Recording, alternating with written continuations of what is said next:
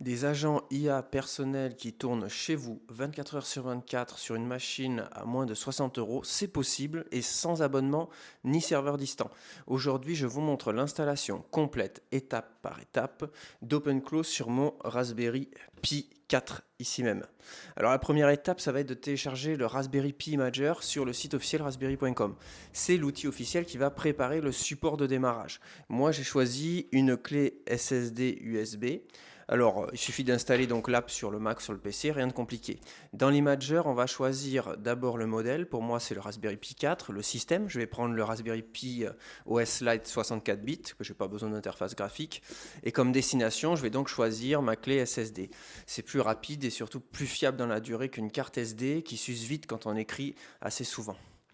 Le point important, on va renseigner le Wi-Fi et on va activer le SSH. Vous pouvez aussi utiliser Raspberry Pi Connect. C'est un moyen encore plus simple d'accéder à son Raspberry depuis un compte dédié sur le site officiel raspberry.com avec une URL /software/connect.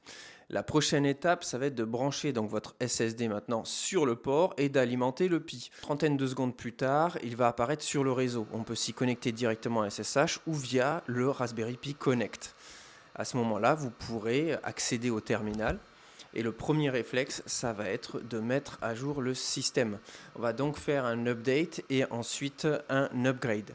Alors sur un Pi 4, comptez quelques minutes, c'est le moment de prendre un café. On arrive bientôt à OpenClaw. Puisqu'il fonctionne sur Node.js, on va commencer par installer la dernière version de Node.js. Maintenant, on installe réellement OpenClaw avec une seule commande d'installation. L'assistant se configure comme un service qui tourne en permanence en arrière-plan. Donc même après un redémarrage du Pi, OpenClaw va se relancer tout seul, ça c'est important. Alors pendant l'installation, pas mal de choses, mais une question importante, ça va être le modèle d'IA à utiliser. On va choisir OpenAI comme provider et surtout, on va sélectionner le mode login plutôt que le mode clé d'API. La différence est énorme. Avec une clé API, chaque message est facturé au token et donc la facture peut grimper vite.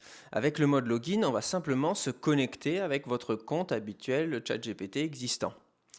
Concrètement, l'installateur va vous afficher une URL, on va l'ouvrir dans le navigateur, ensuite vous serez redirigé vers une page de connexion OpenAI. Vous allez pouvoir vous identifier avec votre compte et l'autorisation va se faire de manière automatique. Le résultat, c'est que l'assistant utilise votre abonnement ChatGPT. Maintenant, reste à définir un canal de communication. Moi, j'ai choisi Telegram. Alors, dans l'application mobile Telegram, on va chercher le bot phaser, c'est le bot officiel qui va créer tous vos bots.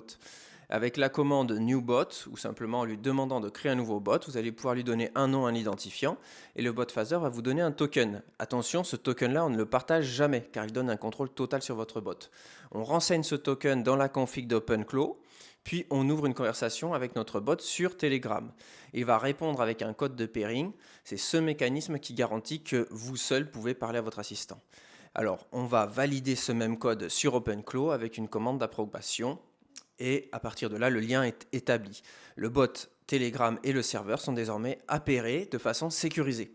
Le résultat, on peut discuter avec son assistant IA depuis Telegram.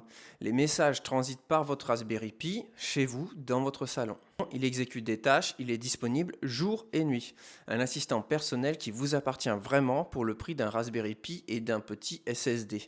Alors récapitulons, on a le SSD flashé, on a la mise à jour du système, l'install de Node.js, OpenClaw en Diamond avec la connexion GPT sans clé d'API, le bot Telegram qui est appairé. Voilà les 5 étapes en moins d'une heure et surtout avec aucun coût au token. Dans une prochaine vidéo, on verra vraiment ce qu'on peut faire maintenant avec ce setup, comment gérer sa mémoire, comment gérer le contexte. Alors laissez-moi un message, un commentaire si vous voulez la suite et abonnez-vous pour ne rien manquer. Allez, bye bye.